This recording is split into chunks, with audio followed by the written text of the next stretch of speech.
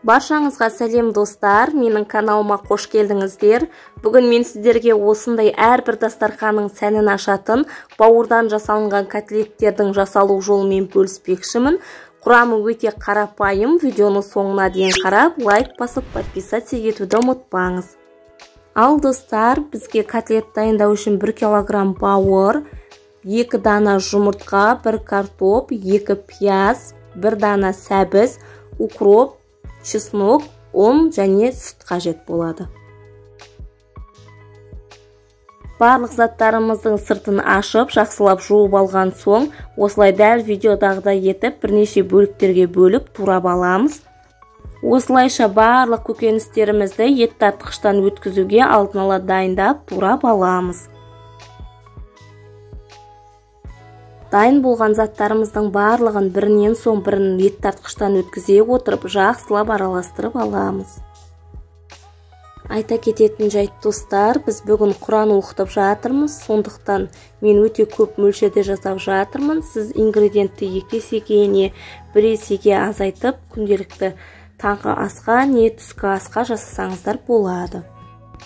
Барлығын ет тартқыштан өткізіп алған соң, үстінен 2 жұмыртқаны шағып, 1 пиалайдай сүт құйып, жақсылап 1 келкі масса шыққанша араластырып аламыз.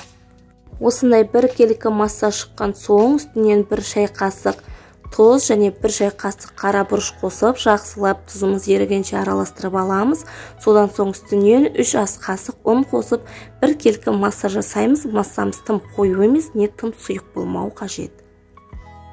Дайын болған массамызды орташа алғыда қызып тұрған майда қасықтың көмегімен құя отырып, 2 бетін қызартып пісіріп алатын боламыз.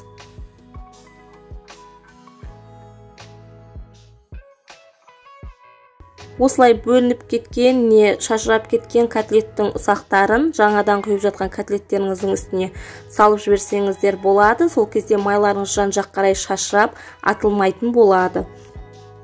Котлеттеріміз жақсылап қызарған соң, екінші бетіне аударып, жылжытып, жаңадан құйып пісіре беретін боламыз.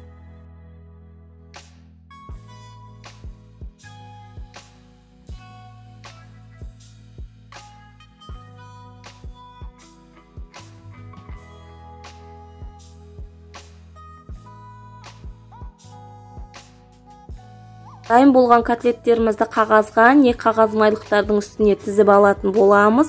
Себебі котлетіміз майға піскендіктен қағаз құрамындағы майларын сорып алатын болады.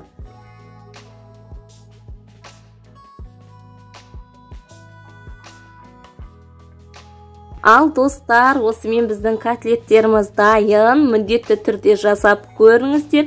Видеоға лайк басып, подписаться етуді ұмытпаңыз.